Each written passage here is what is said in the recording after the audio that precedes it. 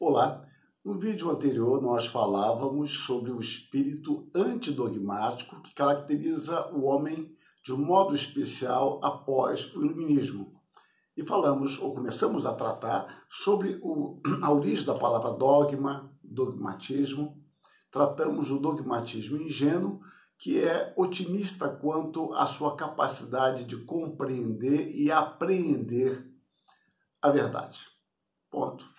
E eu terminei com uma pergunta: se não seria possível um dogmatismo fruto de uma pesquisa e de observação que acredite em suas conclusões, mas que ao mesmo tempo esteja disposto a mudar de opinião se for convencido? E a minha questão era: isso é possível ou não? Continuemos. O que nós propomos é um dogmatismo que eu chamo de dogmatismo crítico, que, embora não alegue ser o proprietário da verdade, crê na verdade absoluta e na possibilidade de alcançá-la. Ou seja, eu não digo que aquilo que eu captei é a única possibilidade de verdade, a total verdade. Eu posso estar até enganado. No entanto, aquilo que eu percebi, fruto de investigação e pesquisa, me parece a posição correta, que eu vou sustentá-la com firmeza até que eu seja convencido ao contrário. Eu estou de acordo com aquele filósofo luterano Leibniz, do século XVII e XVIII, quando afirma que muitas opiniões que passam por verdades não são outra coisa senão efeitos do costume e da credulidade. E que há também verdades que certos filósofos querem fazer passar por preconceitos, as quais, no entanto, se fundam na reta razão e na natureza. É muito interessante o que ele está dizendo, porque ele trata de uma persuasão. Alguém quer nos persuadir de algo. Isso se relaciona, muitas vezes, ao discurso. Eu creio que já falei aqui em algum vídeo sobre uma brincadeira que havia no meu tempo de estudante, de que quando o seu argumento fosse fraco, você deveria gritar. É claro que era uma piada, nenhum professor ensinava isso a gente, mas falava em tom de brincadeira isso, né? De que se seu argumento é fraco, você se entusiasma mais, grita, porque você vai convencer o seu auditório meio na marra.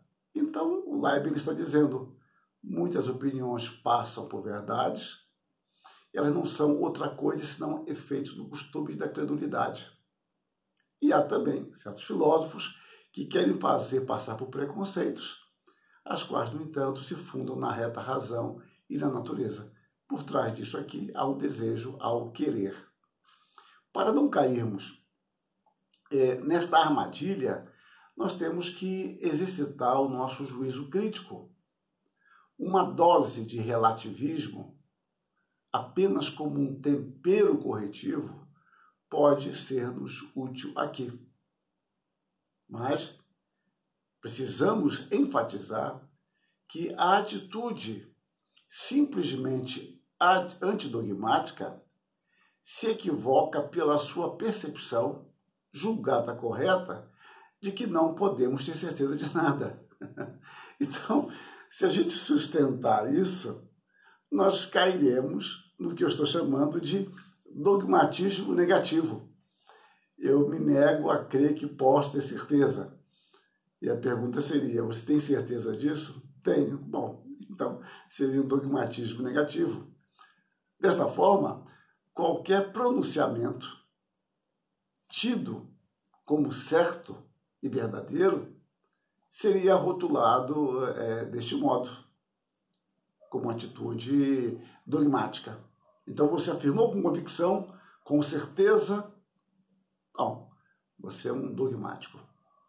Obviamente, este tipo de raciocínio, por si só, mostra a sua fragilidade, visto que para eu chegar a uma conclusão antidogmática, é preciso ter alguma certeza. É óbvio isso, é frágil esse tipo de construção. Acontece que numa sociedade que preza imensamente a liberdade para fazer o que bem entender em cada circunstância, sem maiores compromissos com o antes e o depois, sem nenhuma preocupação com a coerência de seus atos, a certeza por si só soará como algo estranho e inibidor de seu comportamento. Deste modo, qualquer atitude que sustente princípios e regras como verdadeiras será tida como dogmática e, por isso mesmo, ela virá com mais rótulos negativos, né? É uma atitude retrógrada, reacionária, conservadora e por aí vai. Na realidade, meus irmãos, em geral acontece assim. A certeza que contradiz o que desejo será sempre dogmática. Portanto, não há espaço para os absolutos da palavra que nos mostrem o que é correto e o que é errado. Falar desse modo é ser, por exemplo, mais um rótulo fundamentalista. Jesus Cristo, nivelando a sua palavra, a Escritura nos diz: passará o céu e a terra, porém as minhas palavras não passarão. Marcos 13, 31. A palavra de Deus permanece como o absoluto de Deus para todas as nossas necessidades. E faremos bem em atentar para ela.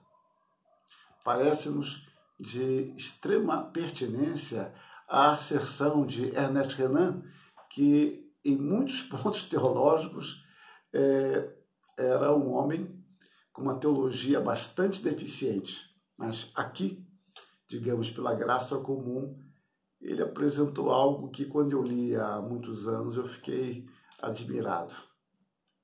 Diz ele: recusamos igualmente o ceticismo frívolo, ou seja, o duvidar por duvidar, e o dogmatismo escolástico, aquela certeza absoluta que não carece de verificação, né?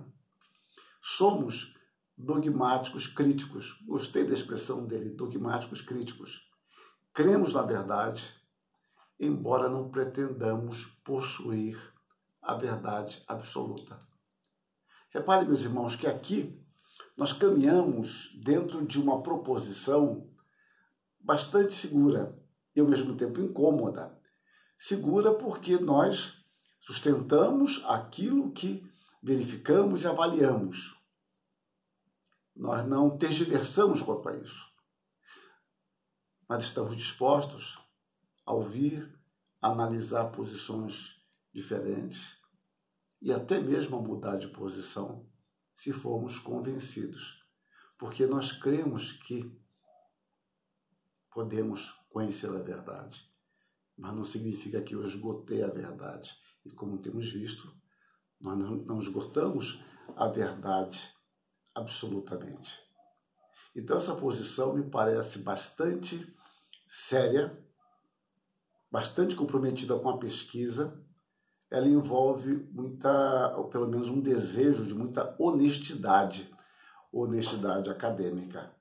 Agora, é preciso também que digamos o seguinte: pelo fato de eu crer na possibilidade da verdade, não significa que todas as minhas posições sejam verdadeiras. Porque você pode ter um princípio correto, mas na aplicação deste princípio ou no desenvolver dele, você ser enganado por uma conclusão equivocada. Eu creio em Deus. Pelo fato de eu crer em Deus, não quer dizer que tudo que eu possa pensar sobre Deus é verdade, porque eu creio em Deus. Não sei se eu estou me fazendo entender. O princípio correto podemos e devemos ter. Podemos conhecer a verdade. Estamos dispostos a sustentá-la como verdade. Mas isso não significa o não investigar arrogante e frívolo do ímpio. Antes significa examinar todas as coisas e reter o que é bom. Propomos, portanto, o que eu estou chamando de dogmatismo provisório. Sustentemos aquilo que cremos, mas estejamos dispostos a avaliar, usar nossa mente, pedir a Deus que nos dê discernimento, que não sejamos seduzidos pela mera aparência, mas que possamos, de fato, chegar a um conhecimento sólido que provém das Escrituras. Que Deus nos abençoe. Amém.